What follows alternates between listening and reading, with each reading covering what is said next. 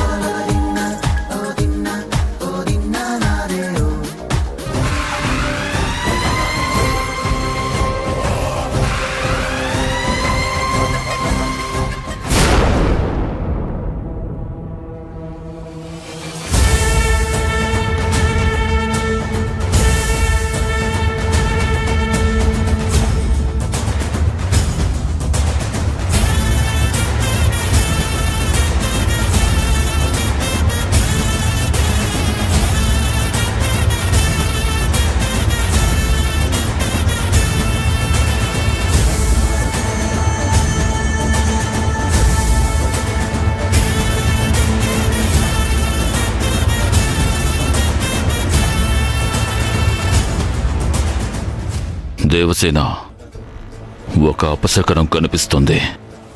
మరో ప్రమాదం సంభవించబోతోంది. ఎవరు స్వామి? ఎవరికి ఆ ప్రమాదం? ఎవరి వల్ల ఆ ప్రమాదం?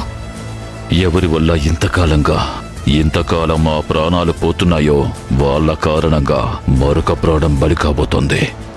లేదు స్వామి, అలా జరగకూడదు. గర్భవతులైన స్త్రీలని ఆ శని అచన్ అన్యాయంగా బలిస్తుంటే కాపాడలేకపోతున్నావు. మరో ప్రాణం అలా పోకూడదు. రేపు శనివారం ఈ గ్రామంలో ప్రస్తుతానికి 2 స్త్రీలు మాత్రమే గర్భిణులుగా ఉన్నారు. బయట ఊరి నుంచి వచ్చిన ఆ భూమి అనే అమ్మాయితో కలిపితే 3. ఆ సన్యాచం నుంచి వాళ్ళని కాపాడాలి అంటే ఒక్కటే దారి. ఆ 3 గ్రామంలో ఉండనివ్వకూడదు. ఈ రాత్రి నుంచి రేపటి రాత్రి వరకు అమ్మవారి సన్నిధిలోనే ఉండాలి. రోజు దాటితే ప్రమాదం వాళ్ళని దాటి వెళ్ళిపోయినట్లే. ఆ తరువాత వాళ్ళు ధైర్యంగా ఊర్లో ఉండొచ్చు.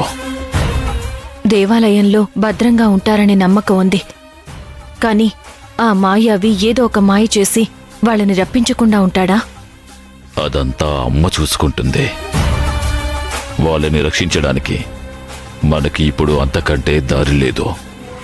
ఎట్టి పరిస్థితుల్లోనూ ఎవరు ప్రలోభ పెట్టినా, ఎవరు ఎంత ఆశ పెట్టినా, సొంత వాళ్ళు వచ్చి పిలిచినా వాళ్ళు ఆ గుడిలో నుంచి కదలకూడదు. ఈ గ్రామంలోకి ఏదో ఒక చెడు ప్రవేశించింది. అది ఎవరో మనం కనిపెట్టకపోతే చాలా పెద్ద ప్రమాదమే జరిగేలా ఉంది. ఈ గ్రామాన్ని ప్రమాదంలోకి నెట్టే ఆ దుష్ట శక్తి ఎవరు?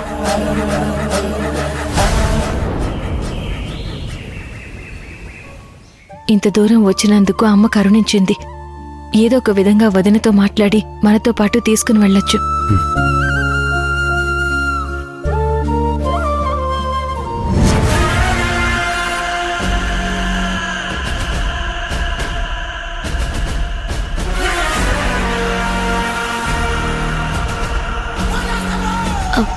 బావా, కూర్చో బావా. బావా, ఈ ప్రదేశం చాలా బాగుంది కదా? చాలా బాగుంది. నీలాగే. ఇప్పుడు నా మీద నీకు కోపం పోయినట్టేగా? కోపమా? కోపాన్ని, ద్వేషాన్ని అన్నిటినీ మనసులో నుంచి తీసేసి నన్ను నీకు బహుమతిగా ఇచ్చాను కదా. మొత్తానికి సన్యాసం చెప్పినట్టుగానే మా బావని పూర్తిగా మార్చేశాడు. ఇప్పుడు నీతో మాట్లాడడం నాకు సంతోషాన్ని ఇస్తుంది. నిన్ను ప్రేమగా చూసుకోవడమే నా బాధ్యతగా అనిపిస్తోంది. నువ్విలా ఉండటమే నాకు కావాలి బావా. నువ్వొక్కడివి నా పక్కనుంటే చాలు. నేనేదైనా సాధిస్తాను, ఏమైనా చేయగలుగుతాను. నువ్వు నాకు దూరం అయితే ఇంట్లో వాళ్ళందరికీ నా మీద పెత్తనం వస్తుంది.